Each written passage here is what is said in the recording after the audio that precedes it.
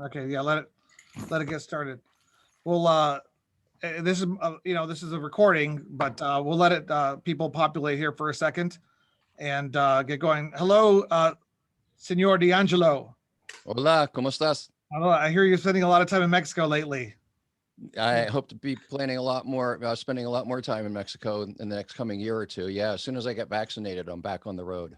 Thank you for joining us. We'll let this populate for a second, but most of the people that are going to be watching this are going to be watching this series recorded between now and June as they decide to look into the Arizona Social Equity Program.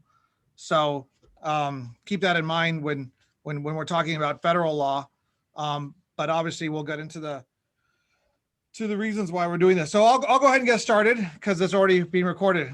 Again, hello, folks. Welcome back to MEDA's Social Equity Mentorship Program, where members of the industry are gathering together to present themselves as social equity mentors and a little bit of information about the different parts of the Arizona industry. As you know, in the past, we've had Module 1 and 2, which are available on the MEDA website. We're at Module 3 now. And today's topic is as important as every other topic. We're going to talk about the local laws, the state laws, and the federal laws. But first, I wanted to start by reintroducing our moderators, facilitators for this 16-week journey that you're all on. Paul, go ahead.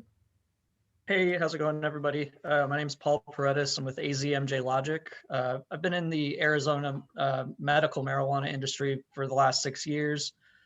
Mainly consulting, helping business owners, as well as out-of-state, maybe applicants apply for dispensary licenses, mainly just to give them the ins and outs of, what happens within these operations. There's a lot of unknowns when people start, and so I'm just hoping to be a reference to everybody as we go along. Jeff Tice, go ahead. Can't hear you, Jeff. You're muted. You're muted, Jeff. Can you hear me now? Yeah, you're good now. Can you hear me now? Yeah. Yes. Much better. Sorry about that. It's a pleasure to be here once again to participate in the panel. Dimitri, as always, I think we've received some great questions and follow-up by those that are participating here, and it's been very worthwhile. Yeah, we're going to encourage people to participate chat, but live, but so many of these are going to be watched, recorded because of the long process we have. Dr. Humble, thank you for joining us again. Would you reintroduce yourself? Yeah, good afternoon. My name is Will Humble. I'm with the Arizona Public Health Association now. I was the director for the Arizona Department of Health Services during the period in which the Arizona Medical Marijuana Act was implemented, and was fortunate to be in that position. It was a really fun thing for me to do. So happy to be here, and thanks for the invitation. Dr. Barbara? Hi, I'm Barbara Crockett. I'm with Scottsdale Community College and the lead faculty for our cannabis education program, and we are a proud sponsor of MEDA. And just quickly, folks, these are our facilitators, moderators. You know them from last week. Again, Scottsdale Community College is going to be having an ongoing course every semester for 10 years to help people transition and understand the Arizona cannabis industry. So we look forward to that. We welcome the strategic partnership. Please, Raul, we'll get to Raul in a second, but that's another one of your future instructors, Dr. Bobra. You'll see why here in a second. And Dr. Humble, thank you again for honoring us with your support and your presence. You were one of the godfathers of the Arizona cannabis industry, creating it from 2010 to 2015. And we appreciate your support and your insights as well.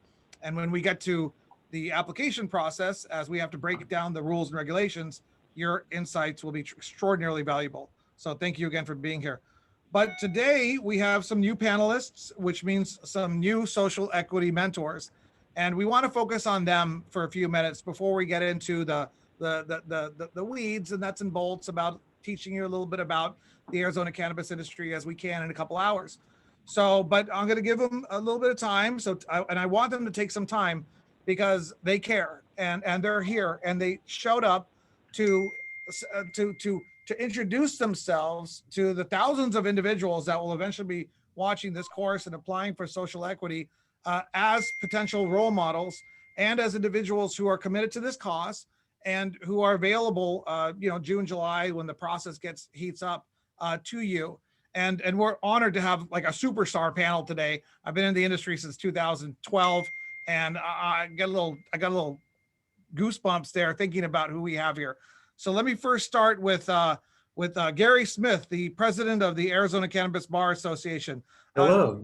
Tell us about yourself, the Arizona Cannabis Bar Association, your involvement in the industry. Absolutely. Although I'm intrigued to learn, I have induced goosebumps. I have never done that before on somebody knowingly. Well, it was really Raul. There's ointments for that. Anyway, as Dimitri said, my name is Gary Smith. I am an attorney here in Phoenix. I am a partner in Guidant Law Firm, and I'm also one of the founding board members and current president of the Arizona Cannabis Bar Association. And I did manage to get the banner here in my home studio. And if you can tell by the rest of the artwork, I also have a home studio. So besides a vigorous cannabis practice that spanned, oh God, at least the last decade, if not longer, I am also now deeply invested in other plant medicines and entheogens. So aside from the cannabis practice, I have also authored a book on the law of psychedelics called Psychedelic X, and I host a YouTube channel show on that topic. And I do invite you all to check it out and tune in. It's an ongoing exploration of the question of all plant medicines and looking at it from every angle, especially legalization. Anyway, I'm happy to be on the panel. Thanks for inviting me on here. Well, I appreciate you. We're gonna lean heavily on you and Raul for the state stuff, and then heavy on Steve and Aaron for the federal stuff. But we all can opine. But I know you guys have an expertise beyond mine, so we'll get happy to lend it. Thank you, Gary, for being here, and we're honored by your presence. Let me next introduce Brian Mclaren from Zone Properties. Hey everyone, thanks Dimitri. Brian McLaren, Zone Properties, based out of Scottsdale, Arizona here. We are a real estate development firm, home base Arizona. So it's been really fun and exciting watching over the years. We've been at this since 2014. But personally, I've been kind of adjacent and involved in the space well before that. Quick background on our company and on me. I'm basically an urban planning and real estate nerd. So most of my career has been in local community work, organizing, really around sustainable community development, renewable energy, and we've brought all of that to the regulated cannabis industry on the real estate side through Zone Properties. What we're hoping to accomplish in general, but especially with META, this great panel, the session, and all the audience tuning in, is how can we connect really great cannabis operators with really great local communities, and make sure that we can help liaise that process of applicants and eventual awardees of these social equity licenses so that they can just absolutely crush it and accomplish everything they want to do through the program in each of these communities. And then anything we can do to help with all of the complexity of zoning and permitting and submittals and development, architect, and everything along the way. So yeah, thanks for having us, Dimitri. No, excellent, Brian. And a little surprise here, and I hope you don't mind. I think we've talked about this, but folks out there, we have this panel, this module set up as local, state, and federal. That's a big subject matter, but we know how important the local zoning aspect of it is going to be down the line. So what we're going to do, and Brian, we really appreciate your willingness to do this, is and we've been adapting over the last two modules. We divided the 16 modules up as best as we could. And just, there's a lot of stuff packed in here, but this is such an important topic. And we have people who are committed to social equity, like Brian. All the people registered, we have 700 people registered viewing the webinars recorded and stuff. And there'll probably be about 3,000 by April. So all those people will be emailed, and Brian is going to do an hour-long deep dive webinar into local zoning, the history of since 2010, how it's related to the Arizona cannabis industry and how it relates to social equity applications. A big 1 hour deep dive by Zone Properties into local zoning. Are we okay with that, Brian? Yeah, we're good. And it's just quick add on, Dimitri, for the audience. I mean, it's not just an exciting time for Arizona and for the industry as a whole, but from the local community level, these different prosperity metrics that are coming out and data that's being reported is just getting better all the time. So I know this week was just a great study released about how as long as the municipality or the area has at least one operating dispensary, opioid overdoses go down by up to 21%. I mean, we're reversing the ongoing propaganda at the local level, city council members, regulatory officials claiming that a dispensary is going to cause more opioid deaths. And it's just not the case. So it's just such a great time for the industry and for everyone listening into this. And I see Steve shaking his head for sure. Yeah, and Brian, we thank you for your flexibility, and we look forward to that big hour-long deep dive in April. We're going to focus on state and federal law today to not get into the nitty-gritty too much, but that's one you're going to be hosting. And if there's anybody else out there that wants to help Brian, we'll figure that out later. So thank you again, Brian, for everything you do. Thank you for Zone Properties for supporting the social equity project. That's what we've created here. Now, one of my favorite dispensary owners in Arizona, who, I called, he's like, what's this all about, Dimitri? I said, just trust me. And he said, okay, I'm going to be there. So now he's here, and he's volunteered himself as a social equity mentor for future dispensary owners across Arizona. And his journey is an amazing one. But Raul Molina from the Mint Dispensaries, will you please introduce yourself? Thank you, Dimitri. Thank you for being so kind. Thanks for the invite. Thank you, everybody, for being online today. And this is going to be real exciting. I can't wait to kind of just jump into this and figure out how I can help and how we can all do a little bit more. Little bit of how I got into the industry. First person I met in the industry was actually Dimitri. Was Dimitri it? Actually, yeah, it was. I met you at a Paradise Bakery over at what was it, Camelback in the Biltmore area. Well, now you got me. I want to know more. I forgot about this. You introduced me to Adam, who ended up writing my applications. And so Dimitri was actually a huge help in me being able to get the dispensaries that we have and being where we're at right now. So once again, much appreciated to you, sir, and my respects to you. Thank you. Beyond that, guys, it's been an exciting time. I've been in the industry since 2016. I wouldn't trade it for anything else. I've been involved in some incredible projects that were what I consider to be a blast. The kind of stuff that doesn't even feel like a job. And this by far beats anything that I've ever done in the past. I kind of compared a little bit to watching grass grow, but only in the first week. When you actually see the seed pop and you see the grass coming out, then after everything turns green, you can't tell if it's growing or not. We're not to that part yet, but it's been really fun. It's been exciting to get to the point to where we're at right now. And guys, we're doing it here. We've done it in other states. We've been successful in Massachusetts, in Missouri, in Michigan, and we made it to the final round in Illinois for the lottery that's kind of been held up. But I plan to make myself available for everybody on more specific subjects you may have or problems that you may be facing or stuff that you really don't have a clue about and want to get with me. I'll make my email available so that anybody that wants to reach out can reach out. And obviously I'll be here at all the different modules to make sure that, anything that I can share, anything that I can be helpful with, I'll be more than happy to. Raul, that's great. What do you think of our model here? What if this existed when you were looking to apply back in 2016? Guys, we spent so much money learning how the industry worked and all the ins and outs of it. And we made so many mistakes and it cost so much money. Nothing in this industry is cheap. Anything you do within it is going to take a little bit of money, a little bit of cash to do it properly. And I think it would have been incredible. I would have taken all 16 modules and I would have probably seen them each a couple of times. And I'm happy you invited me, and I'm happy that everybody else that's on board to help is here to help. And I think it's going to be incredible. I'd love to see some new faces come in.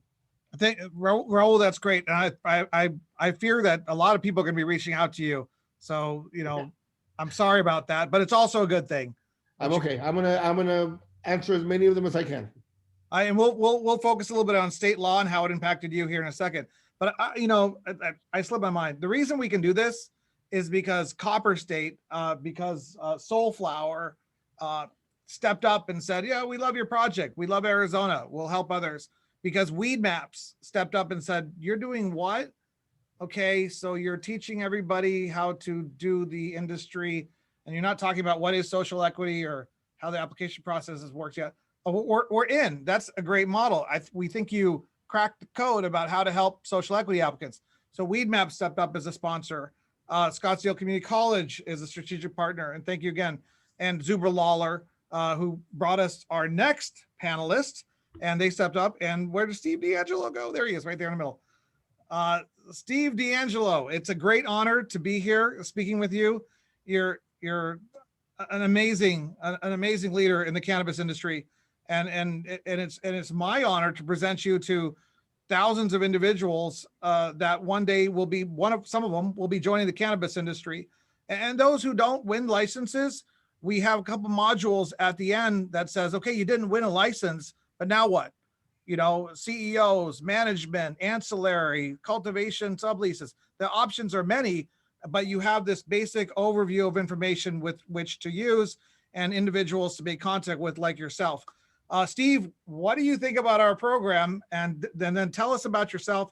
Tell us about your history, because thank you. Well, I'm honored to be here. There's really no other group of people in the cannabis industry that I want to speak to and connect with than people from the communities who have borne the brunt of the war on cannabis all of these years. You know, when I'll give you a little bit of background on me.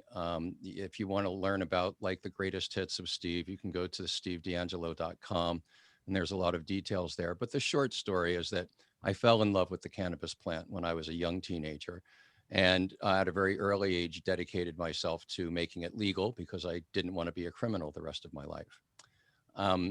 And my view on equity in the industry is shaped both by my understanding of history and by my personal history. Speaking to history for a moment, and I imagine many folks in Arizona don't know this, but the first cannabis laws banning cannabis in the United States occurred in the border states like Arizona and California and Texas, 1911, 1912, 1913. That was a response to the hundreds of thousands of refugees who were fleeing the violence and the chaos of the revolution in Mexico. And since cannabis had been used as a cure by curanderos for generations in Mexico, they brought that medicine with them. So you can go back and read the legislative record. The laws, the original laws in Arizona and California had nothing to do with cannabis itself and had everything to do with who was using cannabis. They were a method of racial control. And the language that's used in the legislative debates, you can go back into the records and read them, make that crystal clear. So it's also, my view is formed by my personal history. I had the remarkable good fortune to be in the right place at the right time and get one of the first 6 cannabis licenses that were ever issued in the United States of America for cannabis licenses. This is back in 2006. And so I've had an opportunity to see the industry grow up. I've launched a few successful companies, Harborside, Steep Hill, Arcview. And I got in early enough that I was able to work on creating that industry. And then I've also watched, as I've seen a whole new range of more mainstream business people starting to come into the industry. But my background, my personal background, is that until 2006, I sold cannabis almost every single day of my life. I sold as much of it as I could, and I made as much money as I could, all in the underground market. And that activity financed a lot of my activist work. So what I want to speak to just very briefly is mental attitude and heart that's carried into this endeavor. And I've learned it both from the history and my personal history. And what I'll say is that maybe the most challenging part of this process is going to be how you carry yourself through it, how you handle your emotions and your psychic space and your heart. The skills that you're going to learn in these seminars are invaluable. You can't succeed without them. But I know that in my journey, because I came from the underground, I was a great underground business person. I didn't know a lot of skills that I needed to know to be a successful business person in the above ground market. We never learned how to advertise, because if we advertised, we'd be busted. We never learned how to do really strict accounting because that would be evidence in a trial. And so as the years have gone on, there have been times when I almost felt like I didn't belong, right? Where I would find myself in a room full of really sophisticated investors, people who came from a very, very different background than I did. And even though I've built this industry, even though I've helped it grow up, there have been times when I felt like maybe I didn't really deserve to be in that place, because who am I? I don't know these skills. I'm not a rich person. And I had to learn. And the way that I did that was with a combination of boldness and humbleness. What I say to all of my friends is be bold. Know that this is your place, that you deserve it, that these laws were built to oppress your communities, our communities, and it absolutely is your space, and claim it. And never compromise on that. But also approach it with a sense of humbleness, understanding that because of the spaces that many of us, like myself, came from, we didn't really have the opportunity to fully learn these skills or even get introduced to them. And so be bold, be humble, keep on going. The only way that you lose is by stopping. Steve, it's great to have you here. And we're going to talk about the Last Prisoner Project as an important aspect of federal transition after we go through a little bit of state law.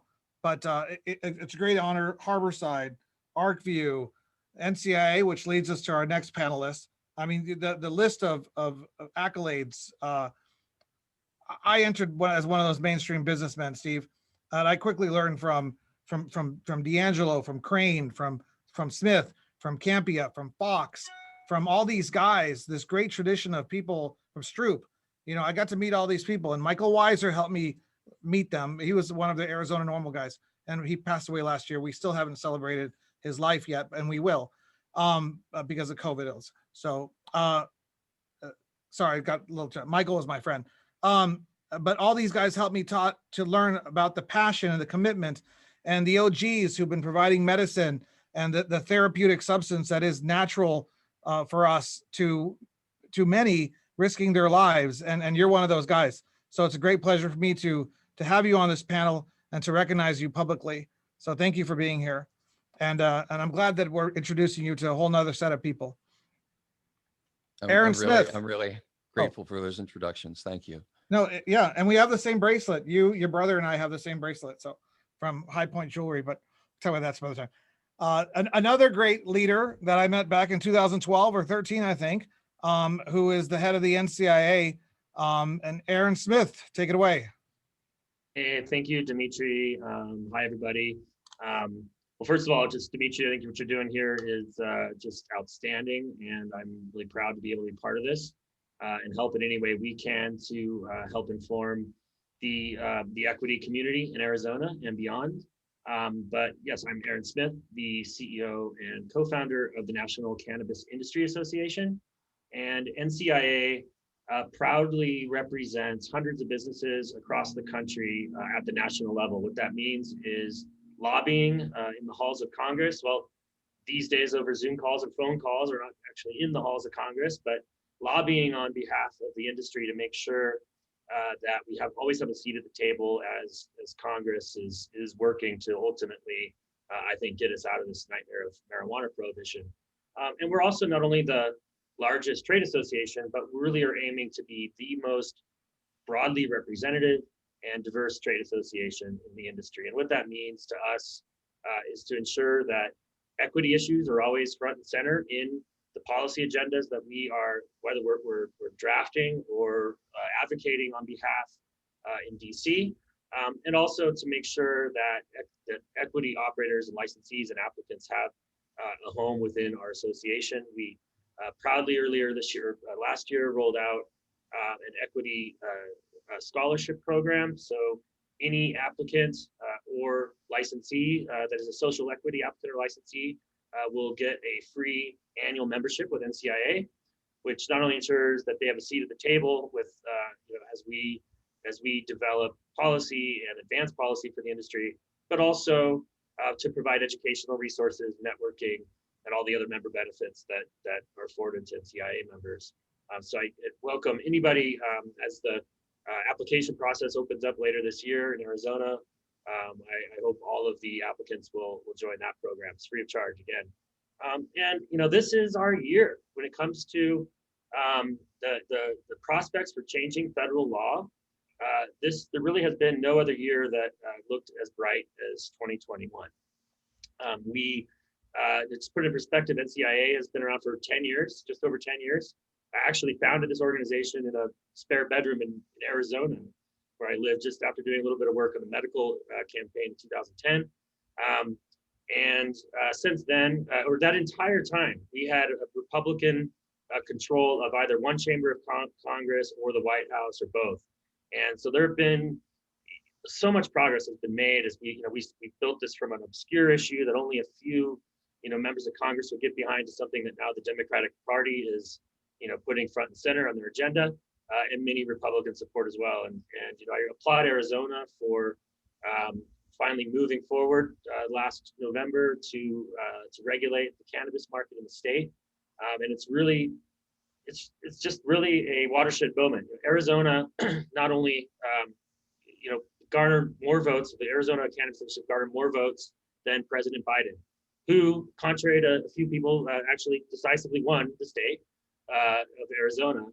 But not only that, cannabis also won in deep red states like Montana and South Dakota, and the pretty politically and geographically pivotal state, I think, New Jersey. Mississippi passed medical cannabis in the deep South. So now we have a third of the American public living in a state with legal cannabis, and about 3/4 of the American public living in a state with medical cannabis. And support has never been higher for advancing federal reform. And now that we have a very tight, it's very tight, but it's still a majority of Democratic control in the Senate, we're actually going to see some movement on bills such as the MORE Act, which is one of the centerpiece bills that we support, that would not only deschedule, but work to undo some of the harms associated with prohibition, and institute some restorative justice for those communities that have been most impacted, and also things like safe banking. We're going to see a really watershed year, and I think it's going to happen faster than any of us maybe imagined. So I'm proud to be able to be here with you guys, making this happen together, and look forward to working with the community in Arizona as we move forward. Yeah, and Aaron, and we spent our first 30 minutes a little networking. I mean, people can Google federal law, cannabis, and learn a little bit, or they could go to the NCI website. They can contact you, hopefully bump into you at a conference, and learn the passion and the stories, about how federal law has evolved. And so again, thank you for being here, and thank you for that free membership that you're offering for the social equity applicants of Arizona. I think that's great. And I know Raul said that anyone who submits an application and can show a timestamp, date stamped application from the state of Arizona gets a free pre-roll at the Mint. I'm just kidding. I'm just making that up. I was trying. You're on mute, Raul. You're on mute. I said, it's rec now. We can do that. I'm good with it. Yeah, right. I mean, Aaron's giving away free memberships. You might as well give away free pre-rolls or something. But Hey, thank you. 2 months ago, I would have cringed when you said that. Now I'm okay with it. Okay, I should probably take a moment to give our moderators, Jeff and Paul and Dr. Bobra, a chance to direct any questions that they might have in regards to like the history or background of the candidates that they think they might want to draw out some information. Paul, do you have any questions? No, I mean, we can get into a lot of what I have to talk about during the slides. Okay, Dr. Bobra? Yeah, I would just invite all of the panelists and anyone who's interested in the program to really help build a team at Scottsdale Community College, because we're very passionate about making cannabis education a priority. Yeah, I remember Dr. Bobra reached out to me back in, I don't know, August or something. And remember, I think you asked about Mr. D'Angelo. Now you're on a panel with him. I was just thinking that. I was feeling very honored by that. I've read your book, Steve. Well, thank you. And it's really great to see cannabis education going into traditional educational institutions. I think that's a tremendous breakthrough. Do you know that today only 13% of US medical schools teach doctors about the endocannabinoid system, the largest neurotransmitter system in the human body. And usually it's just a 45-minute course. So there is a tremendous need for education, and bravo for you stepping up to the plate and providing it. Jeff, do you have any questions? You're on mute, Jeff. Can you hear me now? I can hear you now. Can you hear me? We can hear you now. You can hear me now. Yes, we can. Okay. Thank you. Maybe a question just at the national level. We see as the adult use is being implemented in the various states where we're seeing unique taxing structure. And there's been some discussion maybe at the federal level too with some of these current bills to have additional taxation. And, there's a balance somewhere where the adult use programs work as long as we keep the fees, below what we would experience otherwise in the marketplace. But do we see at the national level a push to add on additional taxation? Maybe that's a question to Aaron or to, Steve shaking his head yes also clearly, but go ahead, Dimitri. Yeah, no, Steve or Aaron, and we can take this out of order. After this, we're going to have Gary and Dr. Humble give us a little bit overview about the evolution of state law and where we're at. But let's let Steve and Aaron comment on that because we have the good fortune of them being on the panel. Well, Aaron has his ear to the ground in Washington better than I do. So why don't we let Aaron take the first crack at that and I'll go second. Yeah, I'm surprised Biden didn't appoint him to something. Sure. I think that there's definitely part of a comprehensive plan to bring cannabis into the light, as Steve has said, will involve a federal excise tax, no doubt. We're making sure that because there have been some proposals out there that are a little bit Looney Tunes over the years, but that's just par for the course. As there have been just bills that have been out there really just for messaging purposes. We're making sure that any excise tax is reasonable for the industries or operators of all sizes. And also what's most important is the trade-off is that there will no longer be 280E in place, which is devastating for operators in the industry.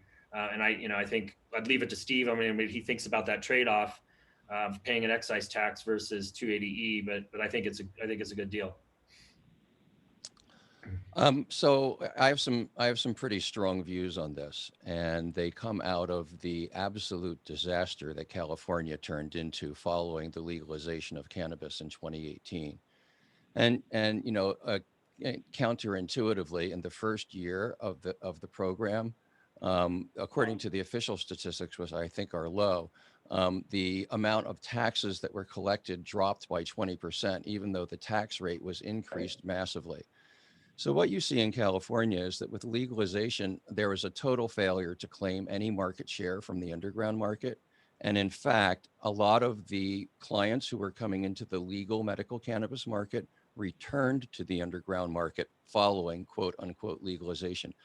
The reason was simple: overtaxation and overregulation. To give you an example, when you pile up all of the state, municipal, county taxes, when a client goes into Harborside, they're paying around a 40 to 45% tax rate, depending on where that is.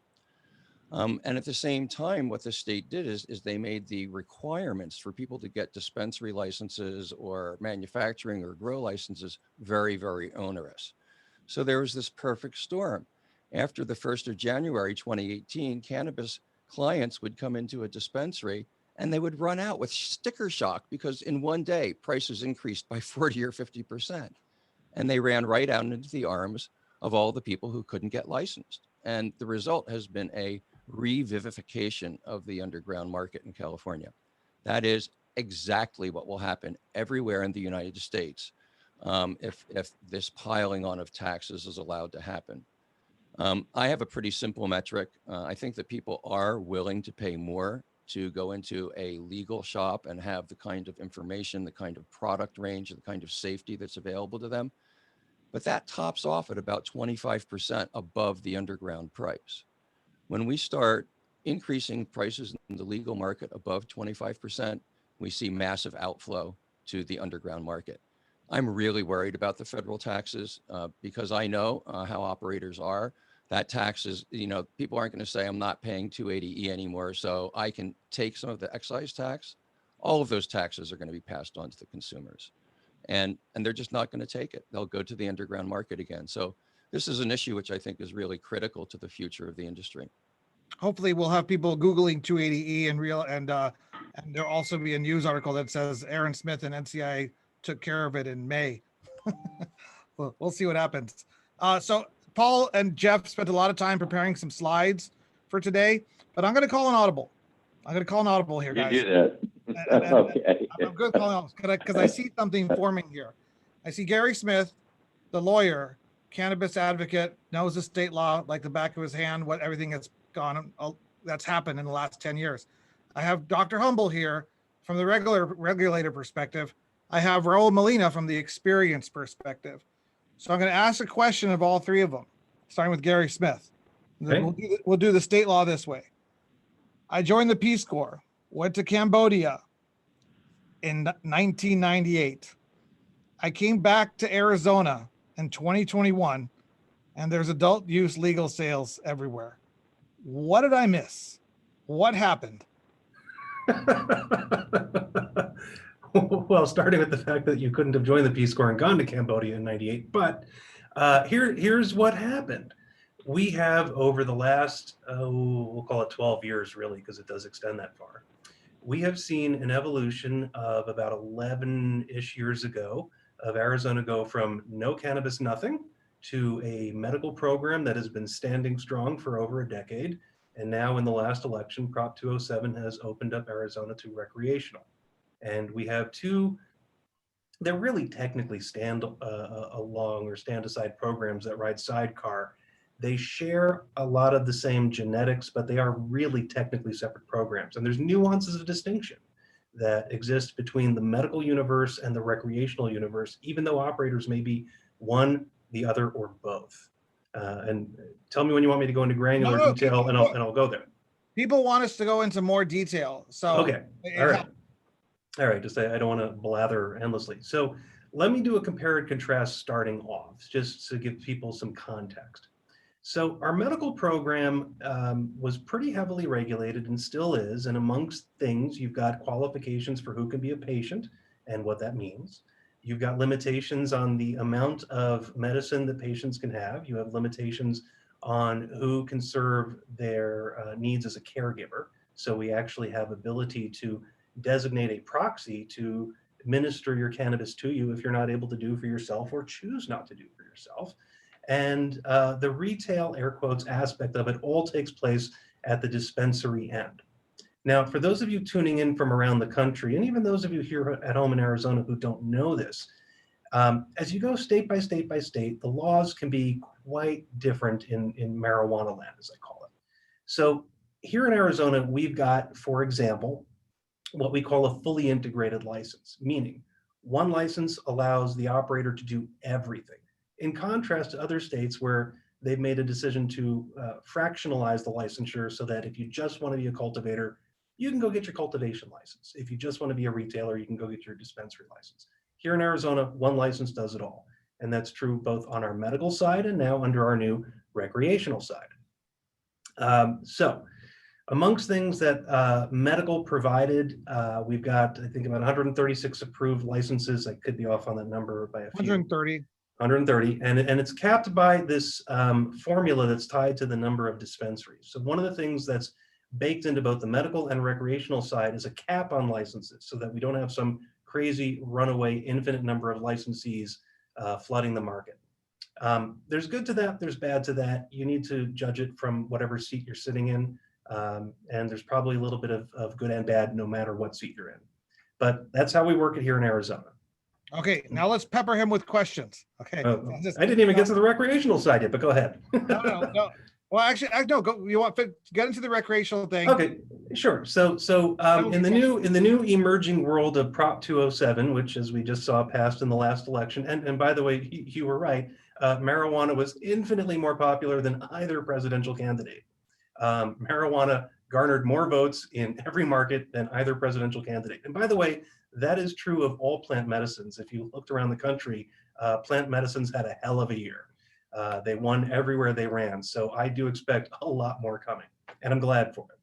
But back to our Prop 207. So in this new world of recreational, amongst things that we as citizens gained includes a new privilege to home grow, a new ability that any adult can walk into a licensed operating facility that, provided it's got the recreational license, of course, you can go in and make your purchases.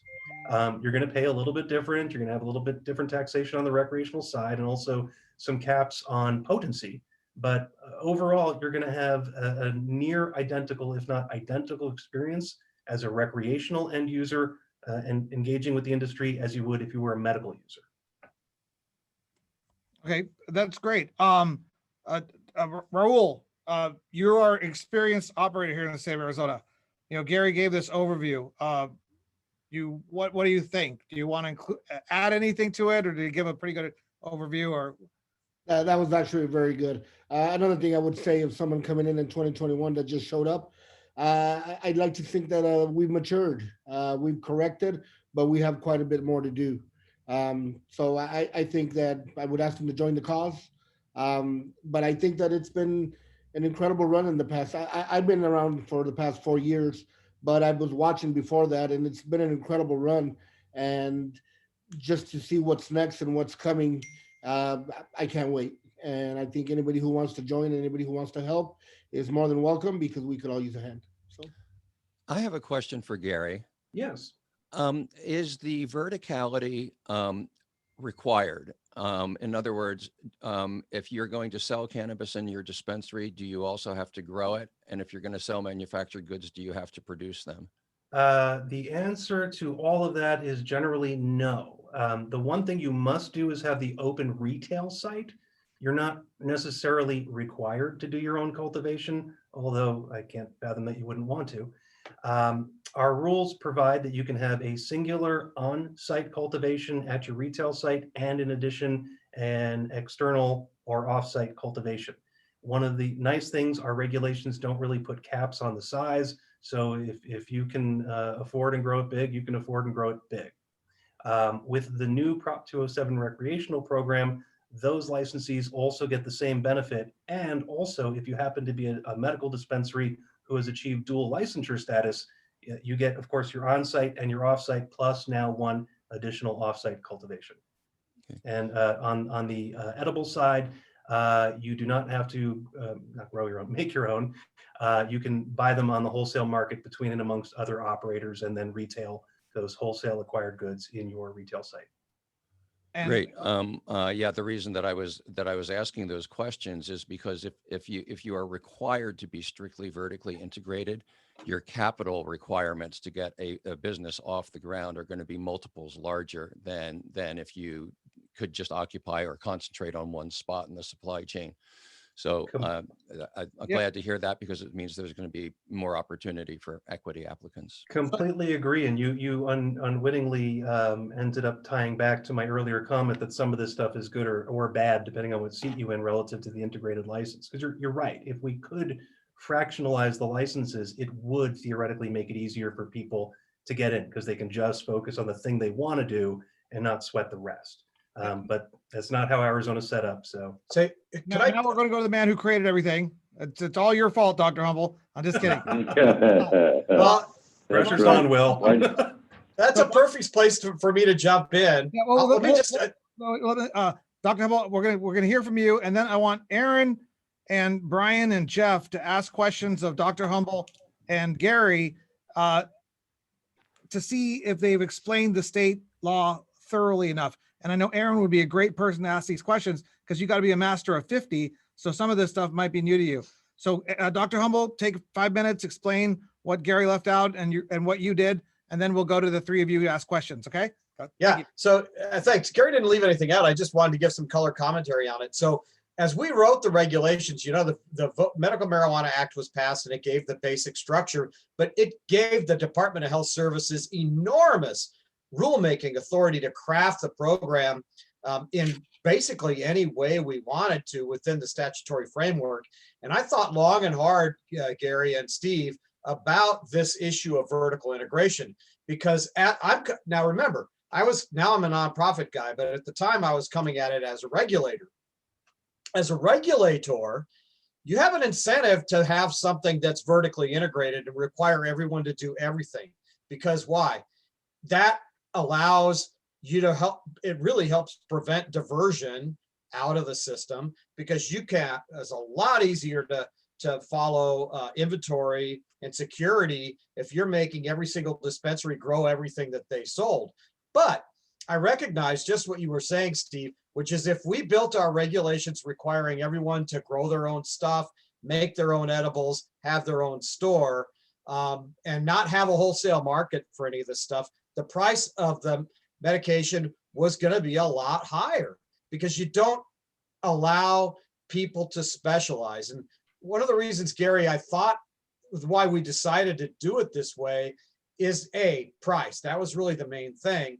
But also, I thought, look, Arizona's, we were planning on, and we did, make a diverse geographic distribution of these licenses. And I wanted to provide an incentive for people to have a dispensary in the rural parts of the state where their patient volume isn't going to be there.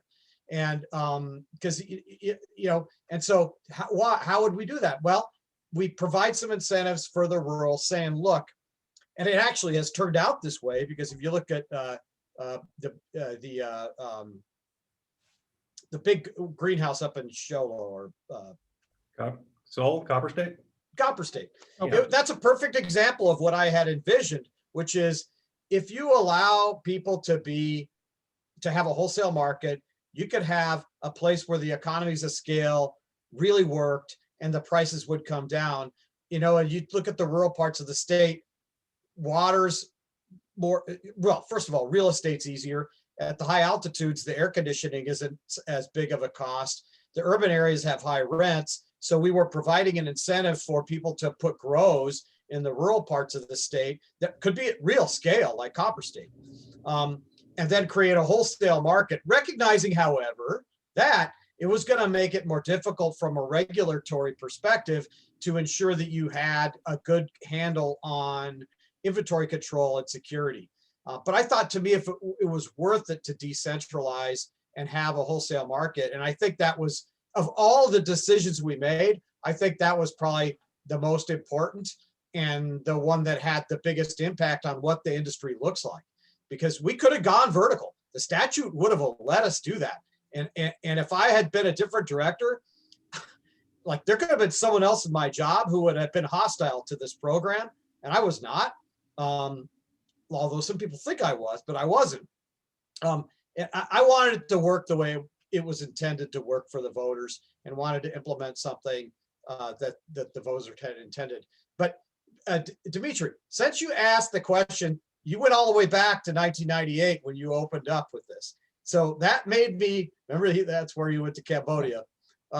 So most people don't remember, unless you're a longtime Arizonan, that Arizona passed a medical marijuana law in 1990, either six, was it?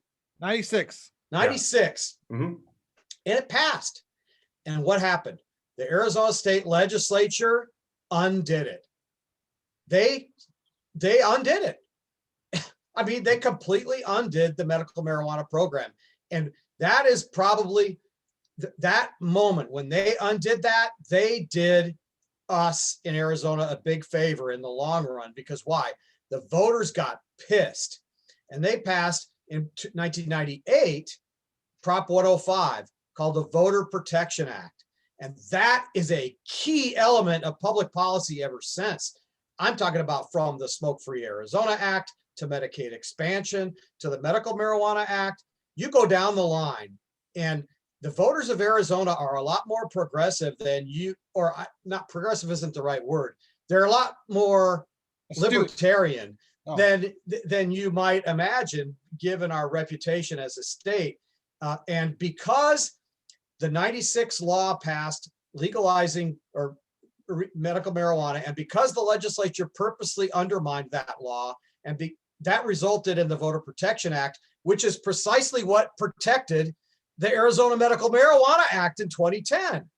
So And still does today. It protects smoke-free Arizona. It protects Medicaid expansion.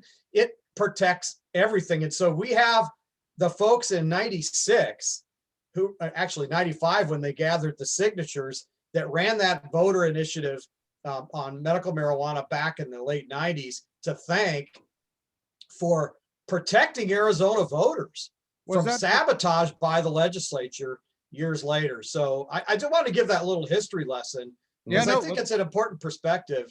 And so I'll stop, and we could do Q&A now. And last week I talked a little bit about, the regulatory side and how we got AMA started. So I don't want to rehash that.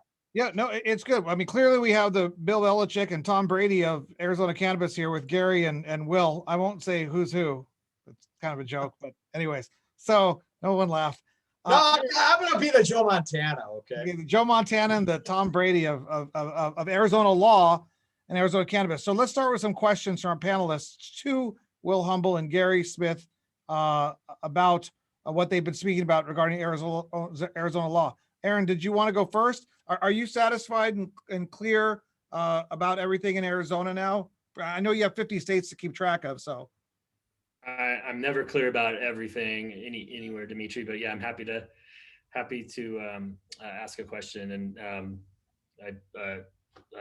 Will, I remember you were talking about the geographic disbursement, and that was really unique in Arizona. And I remember I worked for, at the time that the initiative was on the ballot, I worked for the organization that was the main proponent, Marijuana Policy Project. And I wasn't directly involved in the drafting of that, but then later, and actually one of the criticisms I had of it was that there was a provision, if I recall, that says a patient couldn't grow within a certain radius of a dispensary. And then 25 miles. Yeah, and so fast forward, I was actually then out doing some work for MPP in Arizona on local implementation, which was my background in California. And I was like on this total culture shock from California to Arizona. But to see these city councils and these county commissioners clamoring to make sure they had a retail facility in their deep red conservative county was pretty amazing. And that really worked as an incentive to make sure that there was safe access everywhere. So I actually came around on that issue and saw that from that political perspective, it really worked. But I guess I just would ask you, as somebody, Arizona's become, one of the most successful medical cannabis markets in the state, as far as or in the country, as far as medical only. I think one of the most robust and seems one of the most successful. And as the architect of that, from the regulator perspective, would just love to hear your thoughts on any, things that maybe, advice that you would impart to your contemporaries in other states that, say the state of Mississippi, for example, that's now doing this for the first time, medical, and some pitfalls and things that went well, and what kind of advice would you pass along? Yeah, thanks. In fact, I went to Mississippi at their invitation right before the pandemic. And I went to Jackson and talked, and we did press conferences and so forth because they had that voter initiative, which, as you know, was successful. And we did some videotaping and that kind of stuff. And I shared my perspective from Arizona. And it was compelling, I think, because one of the reasons they invited me is because I had worked for a very conservative governor, Governor Brewer, a big Trump supporter, a very conservative person. And so that had some street cred, I think, when I went to Mississippi and said, yeah, I was the health director for Governor Brewer, and we did this and that kind of thing. So, but going to your question, I think my best piece of advice, and I used to say this all the time to my staff, that a lot of my staff came from academia, where plagiarism is a vice. It's a terrible thing in academia. In state government, plagiarism is a virtue, not a vice, because you have an opportunity to learn from others that came before. And so you just said we had a great program in Arizona. Part of that is because Colorado went 10 years before us. There were these we were 15th at the time. So when in 2010, we were the 15th state. And so I could look around from New Jersey to Colorado, to all these up to California, to I think Oregon, to all these other states where we could see what their medical program looked like and where they were successful and where there were shortcomings and failure. And so as we built our program, a lot of the research that we did had to do with looking at the other states and saw what was working well and what was working poorly. One of the things we really liked about Colorado in their medical program was their inventory control regulations and their security. So if you go back and look side by side, you will, it's flat out plagiarism. We just lifted, blocked, copy, and pasted that part of the Colorado program. But when it came to patient certifications, Colorado, I didn't like, because it just was a free, and same with California. There wasn't, to my mind, enough vetting that was truly a patient. Because remember, we were not putting together a retail program. This was sold to the voter as medical program. And I was intended and adamant that we were going to deliver a medical marijuana program. And that's where I think I got sideways with a lot of stakeholders, because they got pissed at me that I kept it medical and didn't let it devolve into retail and adult use, and to keep it medical, because that's what the voters said. That's what they said. It doesn't matter what my opinion is. When you're executing a law at a state agency, it doesn't matter what you think of that law. Your job is to make it happen in the intent that it was provided, whether it's the legislature or, in this case, the voters. And so we plagiarized a lot of our stuff, but we did create, I think, the certification part for patients on our own. And you could see it's pretty rigorous the way we ask patients to go in and get, physicians have to certify that they've done 6 or 7 things and attest that patient really had, it needs to be a real medical appointment. And so I think we did a good job with that. If I could change, you didn't ask me this, Dimitri, but if I could change one thing, what it would be is the price of the cards. That's on me. I set it at 150. We got comments during the comment period that was too high. So we gave a 50% discount to people that are on SNAP, or what used to be called food stamps. And so I'm glad we gave that discount to those folks, but that fee that I set was way too high. And it was based on a back of the envelope calculation that we would have, because I thought, well, Colorado has 100,000 patients at the time. I thought we're going to be a lot more strict about the certifications. So maybe we're going to have 40,000 patients, and you pencil that out and it comes out to $150 what you need per card to run the program. Well, it turns out there's 300,000 patients. And so there's far more money than is needed in that fund. I think there's upwards of $100 million in that fund now. It's due to my mistake, and it came from patients. So I feel bad about that. So whenever I have an opportunity, I cop to that, because it was a big mistake on my part. When we get you elected governor, we can correct that. So one of the big changes I recall is SB 1494. Yeah, it was cut in half.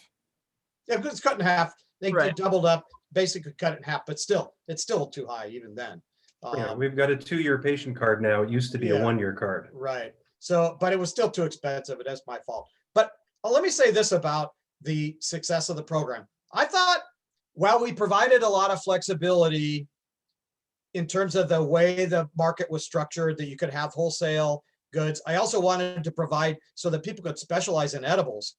If you had a vertically integrated system, we would not have this range of edibles that are out there, because everyone would have to make their own stuff, which means they'd have to have their own extractor, which means no one could specialize in this kind or that kind of edible. So it really was keyed in every aspect, not just price, but the range of products, by allowing that horizontal distribution of the program.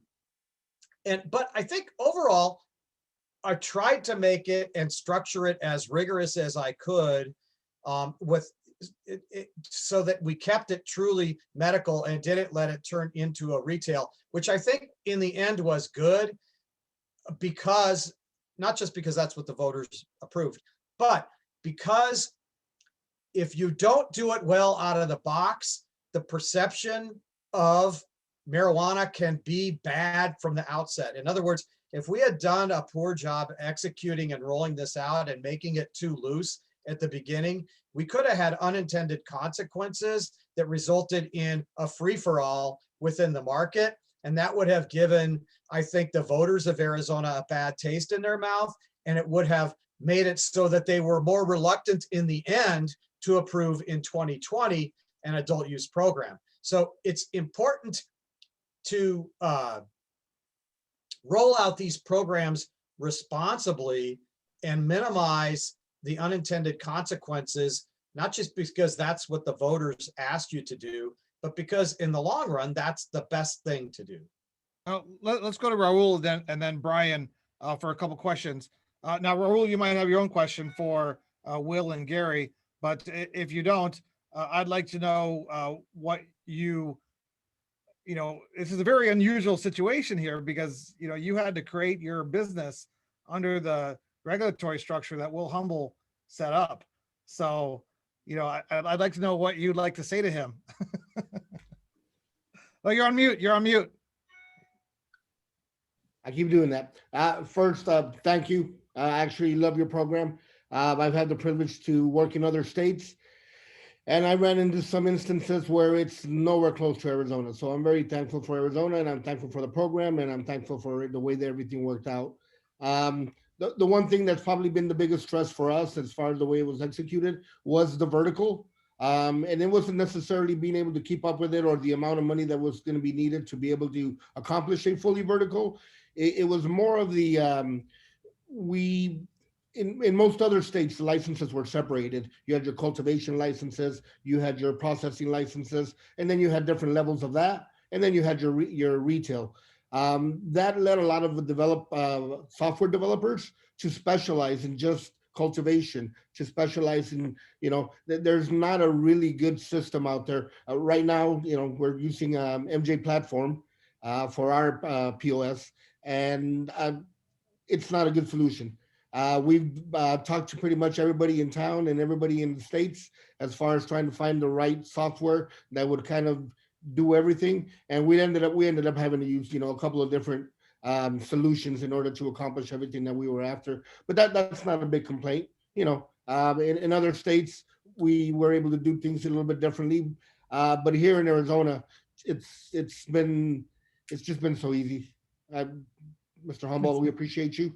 Will, we appreciate you. And once again, that's probably the only complaint that I could probably toss out there, and it's nothing big. We've been able to get right through it, and at this point, it's not even something we think about much anymore. But it did give us headaches for a while, and especially when MJ Platform was still having a little more issues than it's having at the moment. They've gotten a little bit better. Just gotta kind of throw that out there in case Daniel's watching. And Ray, you said this. Yes, I did. Have you guys, Raul, Will, yeah. have you guys ever met before? No. Oh. No, we have not. Well, now you've met. But I'd be more than happy to have lunch with you, sir. I think there's a lot of information you have, and beyond that, I'm appreciative of being able to be in the system, and it's a privilege to be part of the program here in Arizona, to be honest with you. We run into some hellacious battles in Massachusetts. We run into some shenanigans in Michigan. So, and in Arizona, we don't get a lot of that. It's pretty straight up. Most of the administrators, the municipalities, and the state have been incredible with us. Everybody right now in the program that we deal with currently, they treat us like, I don't know, one of their favorites, I guess. I just got to say that because we really feel it. We put in a phone call. Hey, when do you think we're going to get our rec license? And, we got given a time frame, and it happened in exactly that time. So it's good to get along with the state, and it's good to have a good relationship with them, but it's also good to have a good partner. And that's how I feel it is in Arizona. It's more of a partner with the state than other states. We're always going to have something to complain about, but at the end of the day, I think it's one of my favorite programs.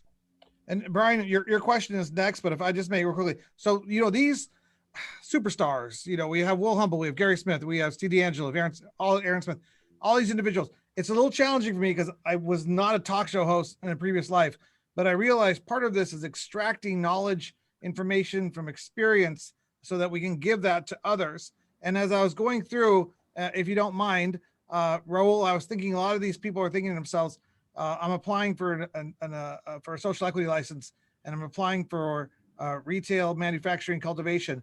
Could you just talk for like 2 minutes about how you have handled in your business the difference, dispensary manufacturing cultivation, and how you executed that vision when you were given that whole license? Just because you're here, I don't know when you're going to be back, and somebody's probably wondering this out there. What we ended up doing, we concentrated on retail first. We had no experience in cultivating and much less experience in the lab. So we kind of went after what we knew a little bit of already. We knew retail. We've had other businesses before that were, retail based. So we kind of went there. We started a small footprint. We only did 3,000 square feet. We wanted to kind of get to know the business a little bit and a little bit of how the state worked and what they expected from us. We did that for about 7-8 months. Once we started getting the hang of it, we turned around and we increased our footprint in the Tempe location from the 3,000 square feet to 12,000 square feet. So that went well. Everything we did slow. We started small. It's easier to make small mistakes. It's definitely cheaper to make small mistakes. Our grow, we started with a 3,500 square foot cultivation center.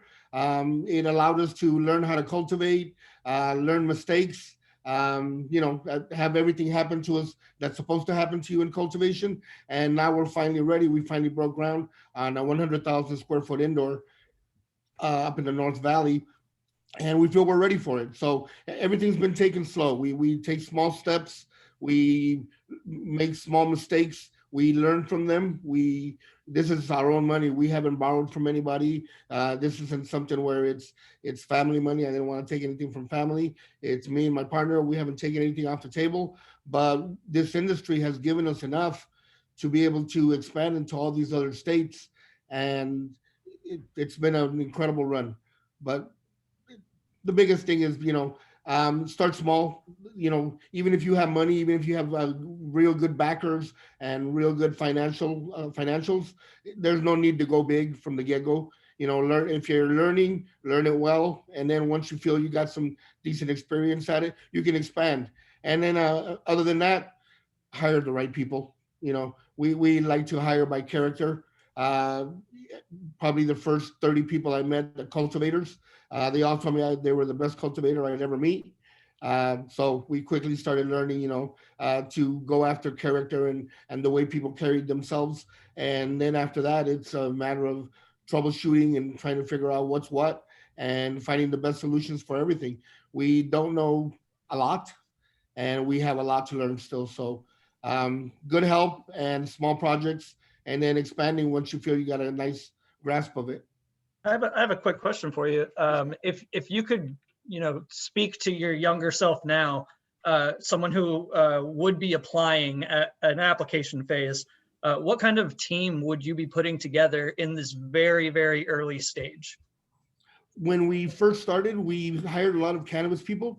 They were great help, but it seems like a lot in this cannabis world, you'll have people who are incredible at cultivating, but aren't very good at running their business. The cannabis people that we hired in the beginning were incredible cannabis people. They were patient first, which I love that. They had the right mentality that we were looking for, and that's kind of what we chased. But once we actually got to know the business ourselves a little bit and just figured that it was retail, retail with a twist, I guess is a good way to put it, we kind of started going the other route. And we started hiring by character, people we liked to hang around with. I put in 60, 70 hours every week. Guys, you're going to be working for all the panelists. All the people watching this, you're going to be working when this license comes your way. And I hope it comes your way. But at the end of the day, we want to hire the right people, people who are going to put in the right effort, have the right character. And most of all, that wanted to be here. This is an incredible business, and we're privileged to be in it. And we have a lot of growth yet to have, and we can't wait. So Brian, your question now quickly, and apparently, Raul, the message is have coffee or lunch with Dimitri first. Yeah, that's where you got to start. I know. To be honest with you, we were a little lost. I thought that I was going to write the application myself. I've written a bunch of applications for all sorts of other stuff, but no, once I started talking to Dimitri and other folks like Dimitri, I kind of got to know that this was a little bit different. It was going to take somebody just slightly at a higher level. And you were nice enough to introduce me to a great person, and he's still with us. And he got us he was successful in all the other states that we're in. So thank you, sir. I appreciate you for that. I apologize. I forgot about that meeting. Yoda keeps me moving forward, and I do a lot of this way. So Brian, you're up. Question for Gary or for Will about the state law, or Raul, since we have him here on today's panel, about his experience. Go ahead. Yeah, and I think from Paul's question, which is great, I'll ask a little bit of a hybridized question of how you build your brain trust, especially on this panel, the evolving regulations. I think part of this discussion is how do you read the tea leaves? So everyone that hopefully is listening into these sessions is starting to position to best prepare not only what Raul, you were just talking about, how do you actually effectively manage this if you're awarded one of these 26 licenses? But I guess my question to each of the other panelists, who do you need in the brain trust to help you read these tea leaves? And where can you how do you best position yourselves as it's evolving to be competitive in the application process? Why don't we have Gary take that one, and then Raul, and then Sure. see where it goes from there. Yeah, absolutely, because you're going to get different answers depending on who you're asking. So from the lawyer seat, naturally, top of my list is going to be find a good lawyer. And not just a lawyer who knows cannabis laws, knows the industry. Unfortunately, there are many lawyers out there who just, they have a law license, so they figure, screw it, I'll do anything. And you don't want to go to those people. They will always cost you more money. And it's always fixing things they missed. Right. Beyond that, I will also give you a general caution that is a caution I give to literally anybody who comes into my office for a consult about these sorts of topics. And that is, you are in a location and in an industry where a lot of people are coming in brand new for the first time ever, and you're meeting them brand new for the first time ever. And sometimes smiles conceal daggers.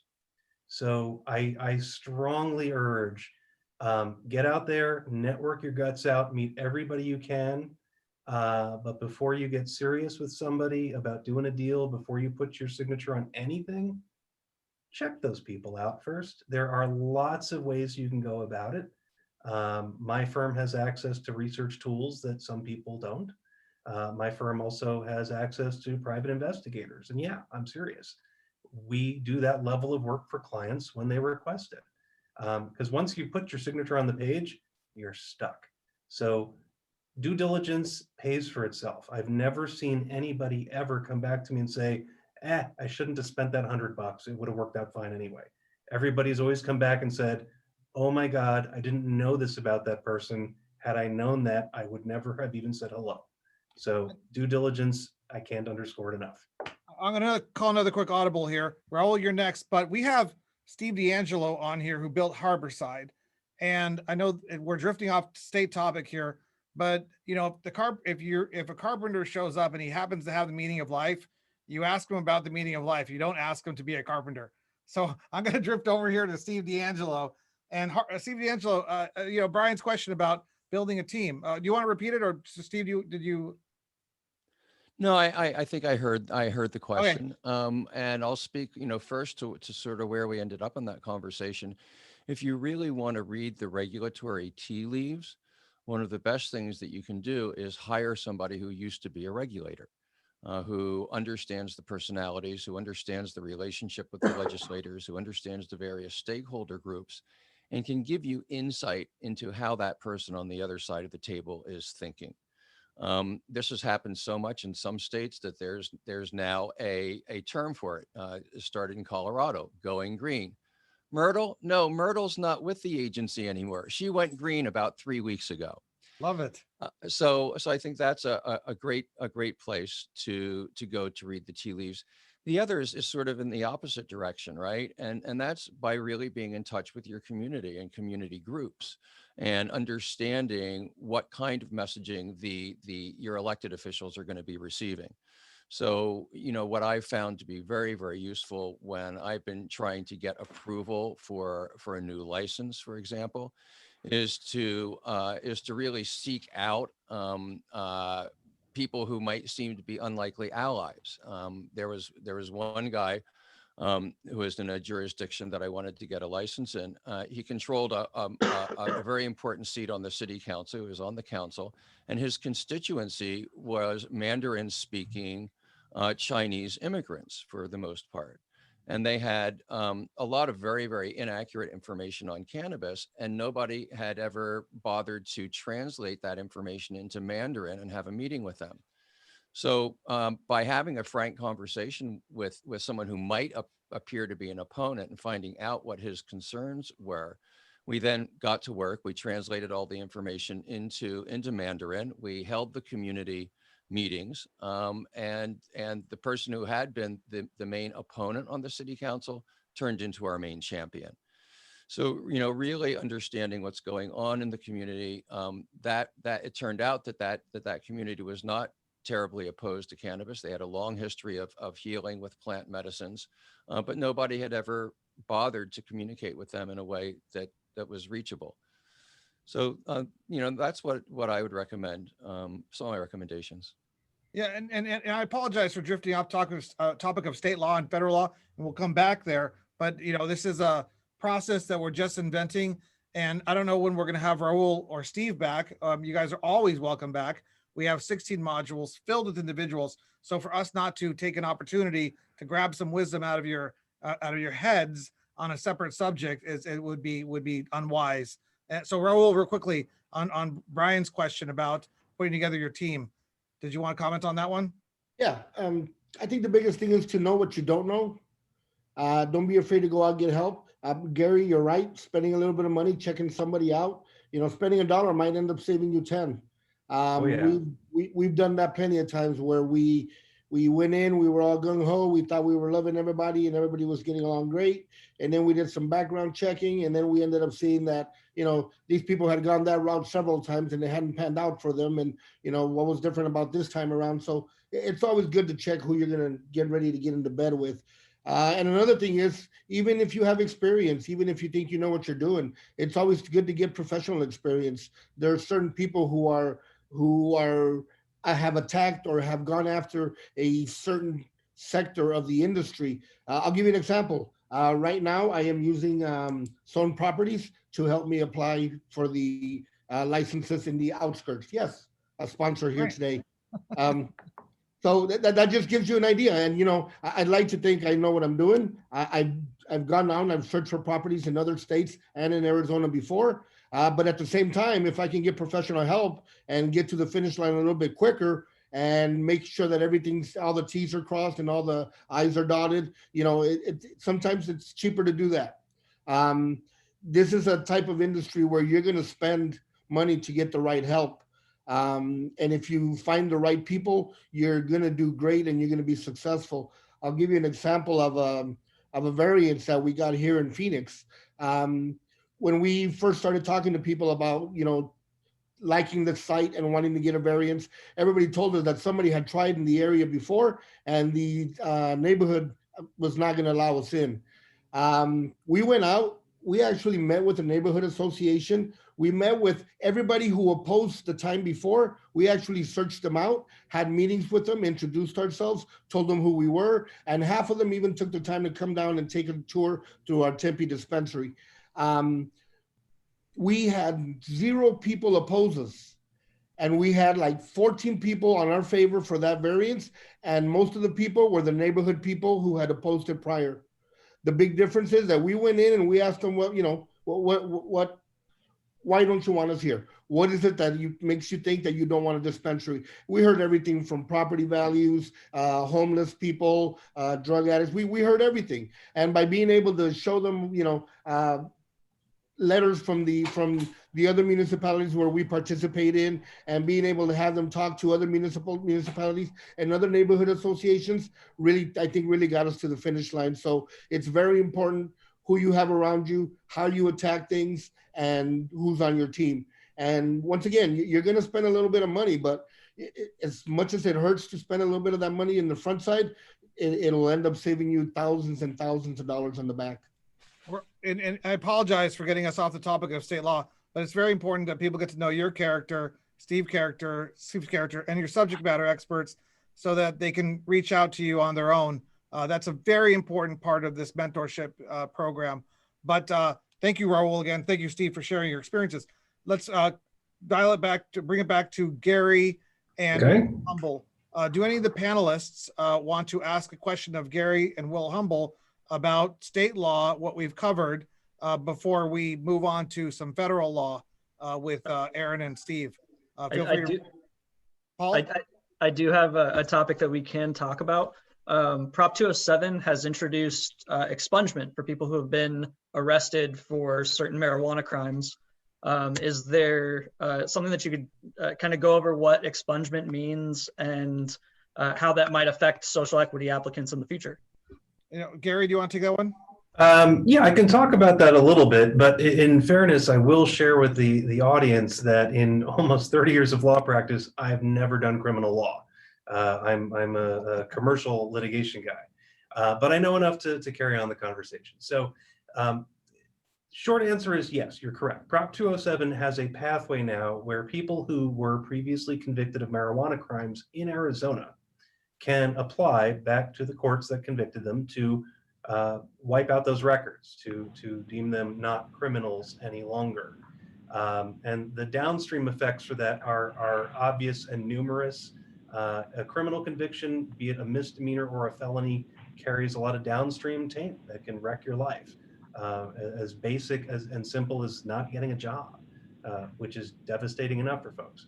So right now, yes, you could go and apply back at the court that issued the conviction against you and petition them to nullify it, to wipe it out under Prop 207.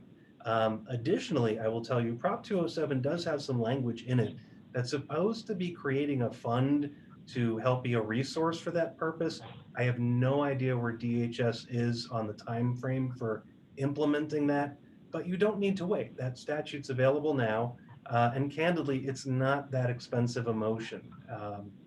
You're going to have to go find your court records if you don't have them. You don't necessarily need to use a lawyer if you're comfortable writing out your own motion to the court. You could do it on your own. I recommend having counsel, though, and clearly not me because I'm not a criminal guy. But yes, do it. It's available. And if you have a criminal conviction for marijuana, go get it off your record. You deserve that. And if I apologize again, a little tangent.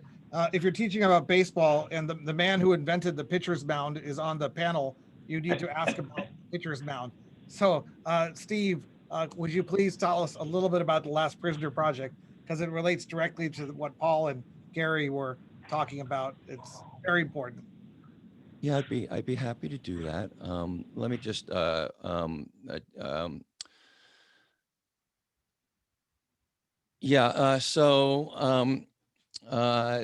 could you rephrase that question? Sorry. Oh, well, Gary and Paul were talking about expungement and the importance of that aspect of what's going on in the cannabis industry, the cannabis movement, the cannabis culture, cannabis community, et cetera.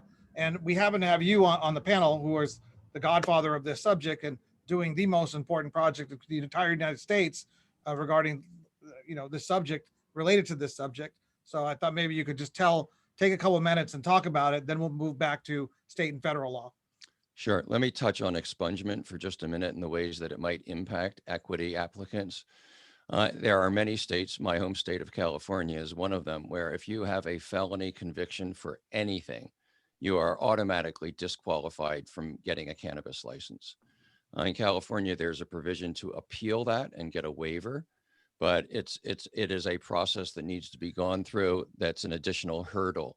So if you have any idea of applying for a cannabis license in the future and you have a cannabis conviction, take advantage of expungement. It is a fairly simple process if your state has it. thinking about the Last Prisoner project, I was motivated to create the Last Prisoner project because I myself could not look at myself in the mirror when I woke up in the morning building a legal cannabis industry, and knowing that at the same time there are thousands and thousands of people in prison for doing exactly the same thing that I was doing. So, you would think that when cannabis legalization laws are passed, part of that would be letting everybody who's in prison on cannabis charges out, because once we as a society decide it shouldn't be a crime anymore, people shouldn't continue to be punished. So the idea of the Last Prisoner project was to ensure that as this legal industry is built around the globe, as people are building intergenerational wealth, we've already had our first cannabis billionaires in the legal sector, that we don't leave our sisters and brothers behind who are in prison for doing exactly the same thing. And my idea was that I would be able to go to the industry and ask the industry to financially support this effort. And that has happened in a really, really robust way. We have 130 dispensaries across the country that are participating in our Roll It Up for Freedom program, which is just a program where we ask consumers to round their purchase up to the next dollar. And that change gets donated to the Last Prisoner project. We have another program called Partners for Freedom, which allows manufacturers to put an LPP logo on their packages in return for financial support. And, we have now, recurring monthly revenue that's sufficient to support a staff of 6. And in the last month, we had our really all-time record for the release of prisoners. We saw the release of 14 cannabis prisoners that LPP has been working with over the course of the last 30 days. And some of them, several of them were serving life sentences. One was serving a 50-year sentence. So that's the idea, that, that the industry really step up to the plate, that it make contributions to make sure that we ensure that as this industry is built, that we make sure that restorative justice is done at the same time. Just to give you a sense of it, there's also obviously a racial justice impact in this. 87% of prisoners in the federal system on cannabis charges are people of color. And if you take a look at the other 40,000 prisoners who are doing time in the United States on cannabis charges, they are disproportionately Black and brown people too. So there's a racial element of racial justice in here. But the animating idea is just that as you and I and all of us are out here building wealth, enjoying prosperity, that we take care of other folks who were not as lucky as us. Steve, how's Arizona doing supporting Last Prisoner project? I mean, are you? That would probably be a better question for Mary Bailey, our director of operations. But I would issue an invitation to anybody who's in the industry that's not participating in it. You can get in touch with me at steve@stevedangelo.com, or with Mary at info@lastprisonerproject.com. And we'd be happy to get you introduced into all the different ways that you can work with us. Thank you, Steve. Mita will do an email blast about that. We have a 25,000 email blast that it's opened by 5,000, 10,000 regularly. So we'll get out some more information. I've heard about it, and I apologize. I'm learning more about it right now myself, but it's very important work. And okay, so state law. Back to we've touched on state law. We jumped into all kinds of other random things, which is great because this is networking. People are learning. People are gathering information. They're finding out who everybody is. This is fantastic. Don't worry about the lack of structure. Life doesn't have structure. Just kidding. Jeff's Dimitri, do you want to talk about zoning at all? Well, but Brian is going to do an entire 1 hour local jurisdiction zoning, the impacts, the history of how it's evolved from 2010 to 2021, and how it might impact social equity licenses. He's going to do that in April, as we have many. We have 700 people signed up now. There'll be 3,000 by April. So he's going to do the deep dive then. Is that okay, Gary? Oh, it's your program, man. I'm in no position to say yes or no, but I will, in fairness to your comment, give all of the listeners a pitch. That's going to be an important seminar. You want to attend that one. Zoning is the new frontier. So tune in when it airs. Excellent. And of course, this is a brief overview, and it's introducing the characters, the personalities, the people in Arizona cannabis, and we're trying to give a little bit of information. But I think we gave a good overview of some state stuff. Does anybody want to pull any other morsels of wisdom out of Will or Gary in regards to state law before I move on to Aaron and he'll give us an update about federal law? And just raise your hand if you guys good? Okay. And remember, people watching this aren't going to know much. I mean, you guys, everybody on the panel just knows this stuff like the back of their hand. So it's hard to know how to pull what out. And in the end, we're not going to do an adequate job, but that's where your friendship with those out there in the community, as they get to know you, picks up where we left off. So thank you guys again for being here. Aaron, I got you, Aaron. You're on mute. Hi there. Yeah. Let's move on to federal law, and I'll focus on you and Steve, because today, February, what is today? February, I don't even know the date. February 4th, 2021. What is the current status of federal law, and where do you see us going, and what should people be looking out for in March, April, May?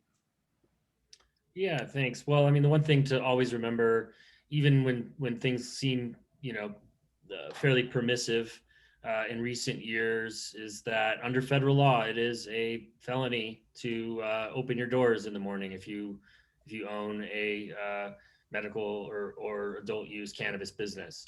And our patchwork of laws and the laboratories of democracy that we have in this country really work to bring about a situation wherein states have departed from prohibition, but the federal government moves so incredibly slow, and especially in recent years, the partisan gridlock that we've seen, that we're still facing this. But with that said, I think most of the issues that affect businesses in the day-to-day are not the concern of a federal DEA SWAT team kicking in the door and sending you to federal prison for selling cannabis, as it was just some years ago when this industry was being pioneered by people like Steve. But there are some very real threats to the industry, and one is that because of the federal status of cannabis as a Schedule I drug, there is an inability for businesses to take just ordinary tax deductions that other small businesses take for granted. That's the Section 280E of the tax code, which means that you have businesses paying, sometimes 50% of their gross in taxes, if not more in cases. So that's one thing that I think should be on the mind of anybody looking to get into the industry, to realize that that's still there. It's a very real problem.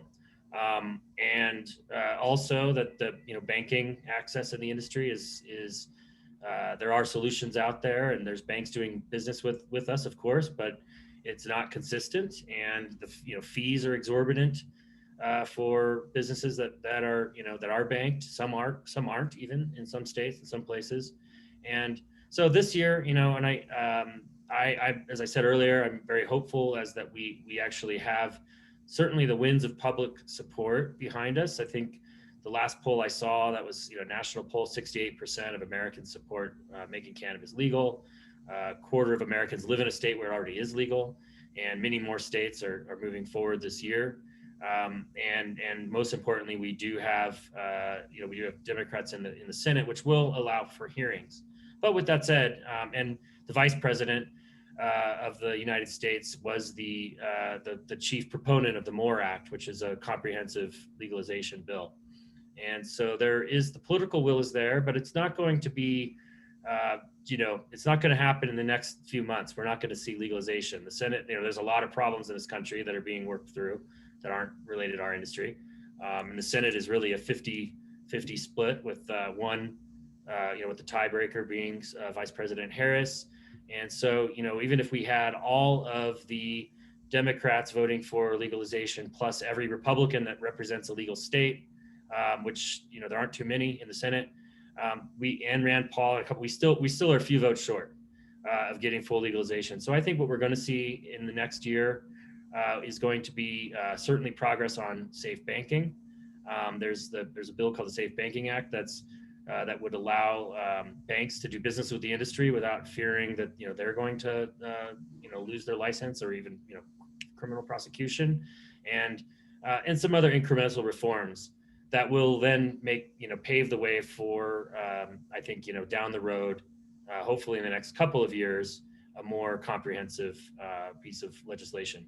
But with that said, Majority Leader Schumer and the Democratic Congress have all said that they think they're probably a little bit more optimistic than I am, but they're politicians and of a different sort. So that's kind of my reality check around this right now. Steve, do you want to jump in? I mean, Aaron covered it pretty comprehensively, but maybe there's some other aspects of federal law you want to include, except for to the social equity applicants, don't be afraid of anything. I'm just kidding. Yeah. Then Gary. So. No, sorry, Steve, then Gary. Yeah, go ahead. Steve. Oh, okay. You want me? Hey, I think that Aaron's analysis here is pretty spot on. There's always uncertainty in cannabis legislation, but I would say that it is clearer now than it ever has been that we're looking at certainly some federal reforms in the course of the next year or two, and probably the passage of comprehensive federal regulation within the first term of this administration. I think that there's a couple things that people from the equity communities really need to be thinking about. First is that this is probably the golden time to get into the industry. Do not delay. Once we see federal legalization come in, the really big players in the American economy, the Fortune 500 companies, the big institutional investors, are going to be moving into cannabis. And at that point, it's going to be much, much more difficult for people that don't already have a fairly well-established business footprint to engage in any really meaningful way in the industry other than being an employee. So if you are an entrepreneur, if you want to run your own business, my strong message to you is do it as quickly as you can.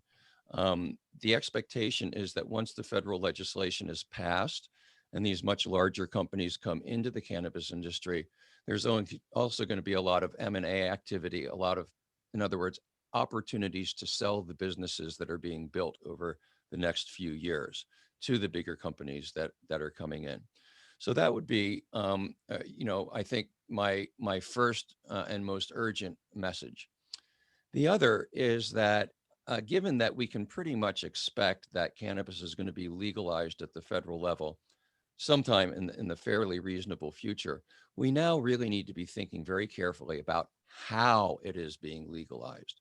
We touched on one of the most important issues a little bit earlier when we started talking about the possibility of federal taxation, which of course would be on top of any municipal, county, and state taxation that's already going on. But there's some very big differences in the different competing pieces of cannabis legislation that are on the table or that are likely to be on the table. I'll outline one of them. Currently, cannabis is in Schedule 1 of the Controlled Substances Act, which means it has no recognized medical use. It's as strictly controlled as or prohibited as, say, heroin. There's two ways to reform that.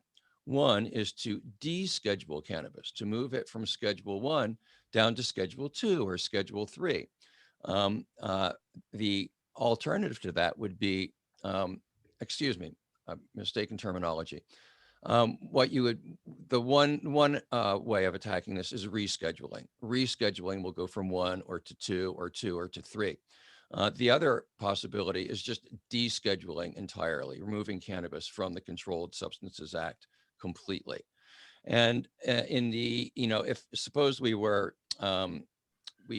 rescheduled to Schedule 2, what Schedule 2 says is that there's an approved medical usage, but it can only be provided through pharmacists and pharmaceutical companies. So if we had a rescheduling to Schedule 2, under federal law, the only players that would really be able to participate are pharmaceutical companies. If you just took it out of the Controlled Substances Act entirely, then according to federal law, it's no longer regulated as a controlled substance, and there would be much greater range of freedom and being able to have the kind of state laws that we have now really being recognized at the federal level. That's an amazing. I mean, that brings up some very interesting issues, but I want to let Gary jump in on some federal law stuff before I opine. Go ahead, Gary. Yeah, I completely parrot Steve's concerns about rescheduling, because it just leaves it in the hands of the regulators. It just, it's like changing the wrapper on the same contents. Other federal impediments that are out there. We've already heard about 280E, which kind of imposes something in the range of like a 2 to 3 times tax rate on these businesses. And that is a monstrous impediment on them. Another thing that may also open up with federal legal reform is trademarks. Branding is critically important to any business, and these businesses in particular. And right now, it's not legal to register a cannabis product with the Federal Patent and Trademark Office for a trademark. You can dance around it and get like the ancillary stuff around it, but the literal product itself is not trademarkable. You can't go get that. Once the prohibition is lifted, you're going to be able to go trademark these brands, and that's going to be monstrously huge. And I'll just give you one small example. You may have seen a couple of years ago, the Girl Scouts took great umbrage to somebody labeling their strain Girl Scout cookies, and it's a trademark dispute is really what it is. So they had to back off. The girls won, the cookies lost, or the actual cookies won, the fake cookies lost. So you're going to see stuff like that. And right now, the industry has no power to register or fight back. So I'm looking forward to that, because I think trademarks are going to be hugely valuable assets. Raul, Jeff, Paul, Brian, questions for Aaron Smith or Steve or Gary regarding federal law? Yeah, Brian?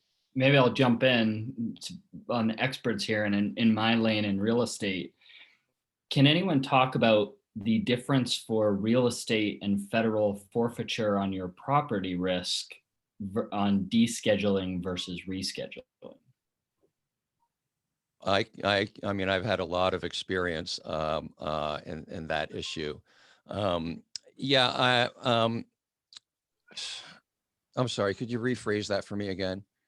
In whatever way you want to take this, Steve, but what is your risk to your property, whether that's equipment within your dispensary or even the real estate itself, from a federal forfeiture perspective, if cannabis is rescheduled to Schedule 2 versus descheduled entirely? So I've had a lot of experience with this. The federal government actually tried to seize the properties that Harborside was locating, and I was in protracted legislation with them, or litigation with them, for several years, which we ultimately did win. And with the victory, let me just step back a minute. Civil forfeiture is a process by which the federal government, or potentially a state government too, can file a legal action alleging that a piece of property has been used in criminal activity or was purchased with the proceeds of criminal activity, and the government can seize that property. And then it is the obligation of the property owner to prove that the property was not being used in those ways. It's a tremendously effective tool for federal prosecutors, because it doesn't put you in front of a jury for a long time. So the question is, as long as cannabis is under Schedule 1, it's pretty clear that the federal government has the power and the ability to file civil forfeiture actions. They pretty much have stopped doing that since the Harborside case pushed them back on their heels. The difference, however, would only apply if you had a dispensary that was a schedule, or any type of cannabis business that was authorized to operate as a Schedule 2 operator. That's a designation that you have to get from the Drug Enforcement Administration. They have to approve you to be able to handle those controlled substances. So essentially what we'd be doing is we'd be giving control over cannabis licensing to the DEA. And, we know that they probably wouldn't ever issue a single license if they did that. So I think that, there's a larger question here, though, right? Which is, to what degree is the federal law going to be consistent or inconsistent with local regulations and laws? One big example, there's a whole federal body of regulations around medicines and what can and cannot be considered a medicine. Well, there are now state laws regarding to what can be considered a cannabis medicine that in many regards conflict in major ways with the federal legislation. Nobody really knows how that's going to be resolved. But, for example, in California, you can attach a medical claim to a cannabis product simply by showing that there's a consensus of medical opinion and showing that your formulation would be effective. It's a much lower bar than the national bar, which requires, multiple studies, including double-blind controlled placebo studies, which are very expensive. So nobody knows how that's going to be resolved yet. When my mind is enhanced, I know that we've had a good panel. So I'm really pleased that Aaron, Steve, I mean, it's just incredible. One last question regarding federal law. And I'm sure a lot of people out there are wondering this. Raul, you didn't come from the cannabis industry in 2016. Were you afraid of federal law? And how have you dealt with the federal law aspect in your business? I mean, people right now are thinking to themselves, oh, I don't want to get involved because it's federal law, I don't care. At this point, I don't care anymore. When I first got into it, yeah, there was a big deterrent. I wasn't sure I wanted to get into it. I heard all sorts of stories. You're going to lose all your credit. You're going to lose all your banking. You're going to lose this. You're going to lose that. It wasn't that bad. I did have to get a little creative with my banking, but it hasn't been that bad. To be honest with you, I think it's been pretty good. But more is coming and better is coming. I do have a question for Gary and Steve, not to switch the subject on you guys, but I've been wanting to ask this of somebody who knows more than I do, and I think both of these boys do. When do you see the walls coming down for interstate commerce? Or will rescheduling do that, or does it have to be descheduled in order for that to happen? Either one, I think, accomplishes interstate commerce. The only reason you can't traffic at all right now is because of Schedule 1. Literally nobody can trade in these things. Once it either drops down or drops off, that absolute prohibition no longer exists. And provided you're, let's say hypothetically, it dropped down to Schedule 2. Provided you're operating within that Schedule 2 channel, you're free to move about the country. And obviously, if it's descheduled, even more so. Steve? Yeah.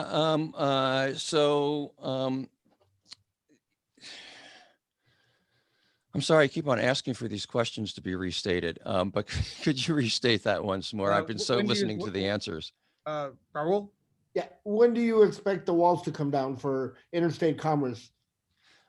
So one way that happens is with federal legalization, and if it happens, if federal legalization happens in the context of descheduling as opposed to rescheduling, it basically would mean that all of our cannabis businesses that are licensed in the states could do business with businesses licensed anywhere else in the United States. Given what we've experienced with the federal government over the years, I've been populating an idea for a different strategy. There's a legal procedure called an Interstate Compact. And this is a method by which individual states can reach legal agreements with each other independently of the federal government. I'll give you one example. When someone is granted parole in state A and they want to relocate to state B, there is a process for the transfer of that parole or a process for the transfer of that probation. That process is governed by the Interstate Compact. I've talked with a number of lawyers and nobody's been able to convince me yet that we would not be able to apply the same principle to interstate commerce of cannabis. So if we were able to pull together 2, 3, 4, 5, 6, half dozen, 35 states that would agree to do that, it potentially can be done independently of the federal government. Aaron, do you want to comment on this? Yeah, thank you. I want to thank Steve for bringing up the rescheduling versus descheduling thing, and really want to emphasize that assuming there aren't a lot of pharmaceutical company representatives on this call or in this panel, I think that we should all make sure that we are on a unified front against rescheduling cannabis, because while it's true that there could be interstate commerce and legal commerce in a Schedule II cannabis, it's not going to be the kind of industry that we're seeing today. Right. As put it in perspective, cocaine is Schedule II, and there's no legal avenue for doing that within any state. But on the interstate commerce front, I think at this point, my guess is most likely it will be a descheduling action in Congress and signed into law that would probably allow that first. Although I agree with Steve on the interstate commerce or interstate pacts also as another vehicle for that. There is a bill that was introduced last year that I expect will be introduced again this year at the federal level that will actually explicitly say that that two states that have entered into a pact could actually legally import and export as long as the federal government gave the go ahead. And the go ahead could just be a memo from the Department of Justice saying, that can happen. And Oregon has already passed a law saying that they would like to engage with that. And I know there's other efforts in other states to do that. And ultimately, I mean, it's sort of, it's confounding that you would have all of the sunlight in California and parts of Arizona and Southern Oregon, growing this wonderful cannabis, and then you have people in Minnesota trying to figure out how to grow it indoors under lights, and so that's another reason that we need to deschedule. And I think that and back to the descheduling and rescheduling issue, we should be concerned about rescheduling, but I would also say that I think that we have gone so far now that our allies in Congress and others actually really know the nuance between the two issues. As a few years ago, people would have thought, well, rescheduling Schedule II is progress, and we would have had allies supporting that. That's not really where people are at now. So even though the President Biden has actually called for rescheduling in the campaign, I'm pretty confident that we will get better than that, because Congress would have to go along with it, and at least this Congress, I think, understands that that's not the solution, and could cause possibly even more problems than just the status quo. Okay, so and Aaron, this is amazing information, but we do want to keep these at 2 hours, so we're going to wrap this up. So this is what we're going to do next. I'm going to have our facilitators and moderators take 5 seconds, 10 seconds, 30 seconds, or no seconds at all. A lot of action goes on behind the scenes, and Jeff and Paul are all over putting this stuff together. So you guys take 10 seconds, say goodbye, and then we're going to give our 5 panelists, a minute to reflect or say whatever they want, and then we're going to go through our ceremony. I have a ceremony now. So Jeff, you go first. Okay. Wait, I'm echoing. Oh, Paul, you go first. Can you hear me now? No, Paul. Just want to thank everybody for joining us today. I think I've learned more on this call than I have in the last year of calls that we've had based off of our experts here. So thank you, Aaron, Steve, Brian, Raul. Just thanks for joining us today and sharing the wealth of knowledge that you guys have. Jeff, you're on mute. Will, go ahead. Thanks, everybody. Just a quick update from DHS. I got my eye on that rulemaking. No, nothing new yet. I'm talking about the new rulemaking for social equity licenses. Nothing new yet. I have my ear to the ground. Nothing updated from last week. It still looks like we're looking at late spring, early summer for some of those early rulemakings. So I'll keep my ear to the ground, and anytime something new happens, you'll see it on one of these weeklies. Thanks. We'll see you next week, Will. Dr. Bobra, and then Jeff. Hi, yes. So I want to thank everyone for being here. I got a couple messages on the chat. And if you're interested in business planning, marketing, advertising, public relations, all of that's covered in our cannabis program. We have new classes starting March 22nd. So if you want to send me an email, it's 420business@scottsdalecc.edu. Thank you, Dr. Barber. Jeff, I'm going to go ahead and say goodbye for you. Thank He's you. helpful in putting everything together. So Paul, these guys do so much work behind the scenes. Let's go down our panelists. Take a minute, say goodbye. We hope to see you or any of your guests or anyone you pass on to us on a future panel. This is a 16-week module, but we're breaking off and we're creating little roots and veins everywhere. So Brian, go ahead, take a minute, say goodbye. Yeah, real quick, and I know we'll be back on the specific zoning later on, likely in April, but I just would bookend something that Steve said at the very beginning about how to approach this industry for the audience. For us, for the past 8 now, almost years, it's been all about patience and persistence.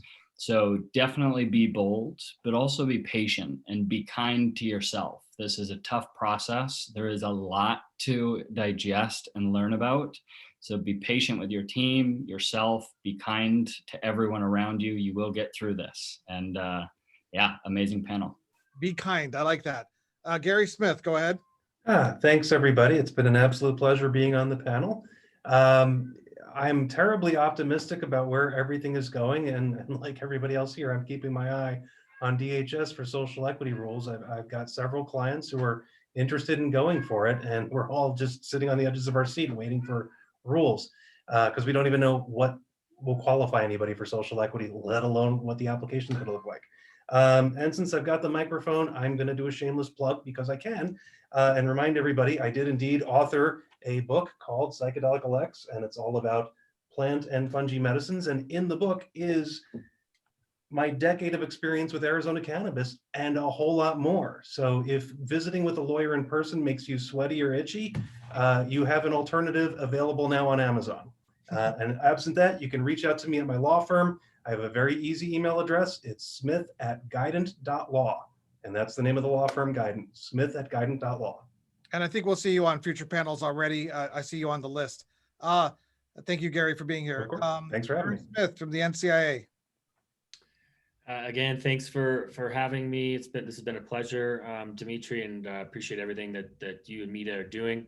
I look forward to being part of this as we continue our partnership. As you've been a great ally there in Arizona. I just want to also thank all of our members throughout the state of Arizona and the country that make the work possible that we're doing here. It's an exciting time, and just a reminder to any of the social equity applicants that will be coming forward.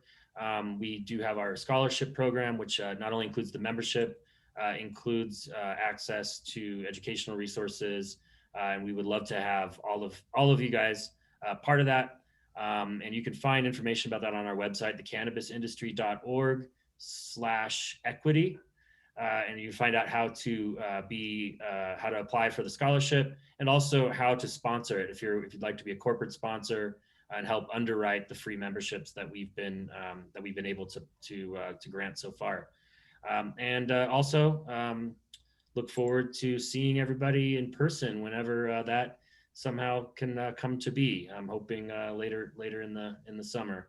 So thanks again, and you can always reach me also at info@thecannabisindustry.org, and that can eventually get to me by email or just checking out our website, thecannabisindustry.org. Thanks again. Thank you, Aaron. Raul, you're on mute. All right, guys, I want to thank Mita and Dimitri for inviting me, all the panelists for their very wise advice. I'm going to direct my last comments to the attendees. I guess the best thing I can say is that don't give up. If you have a dream to be in this industry, you have every right to be, and you should try. The most inexpensive way to start is doing your own research, attending modules like these, and try to get all the information that you possibly can. If anybody that's in the industry is willing to lend you, willing to sit there and talk to you, pay attention. Whatever experience they have is going to help you. And the last thing is, you know, sometimes it feels like you're a little bit late to the party, but tomorrow's even worse. So it's definitely the time to jump in. And if anybody that needs any help, I'm open. I like when people get philosophical, Raul. You're teasing me now. Steve D'Angelo, a great honor to host you. If you'd like to give a minute, and nobody wants to miss my new ceremony. Everybody's going to love it. Go ahead, Steve. Well, it's a great honor to be here to meet some of the panelists. I'm sorry that I can't even see our attendees, but I really appreciate speaking to this community.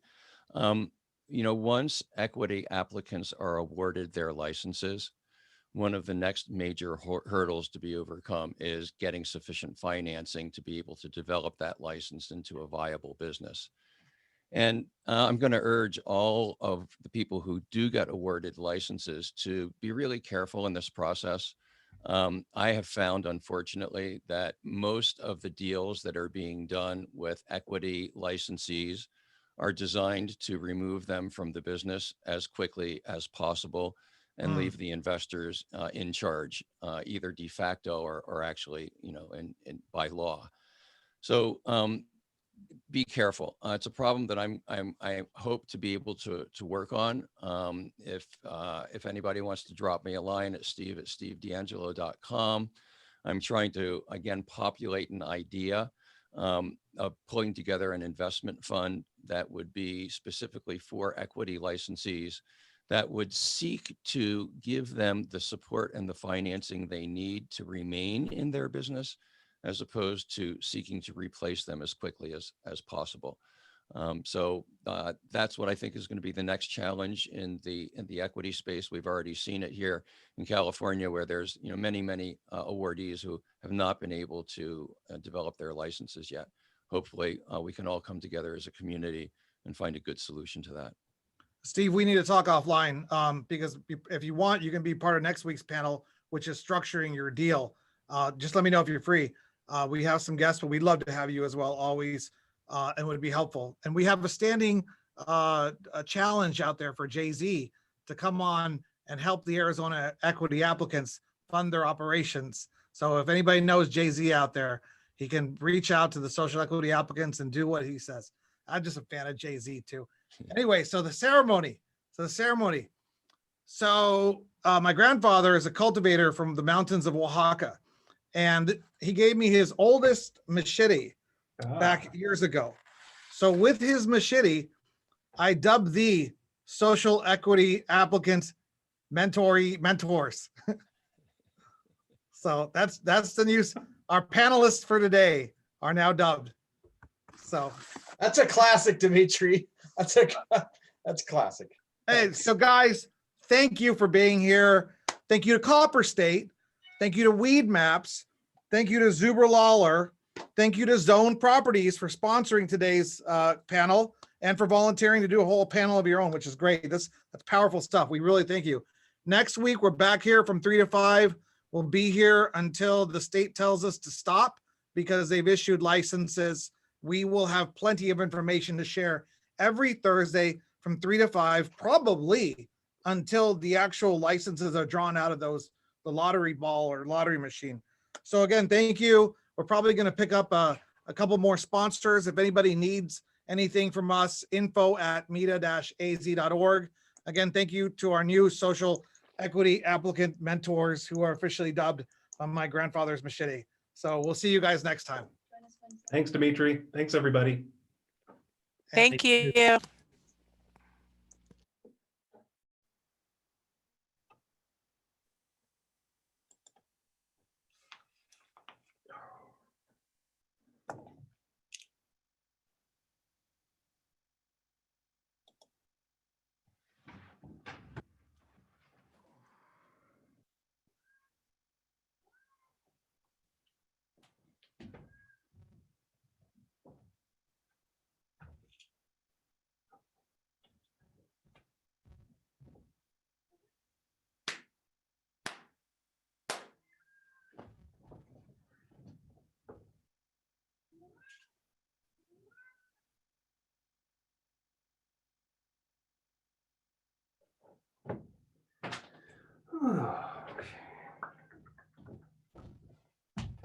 Okay. Okay, fucker. What the hell?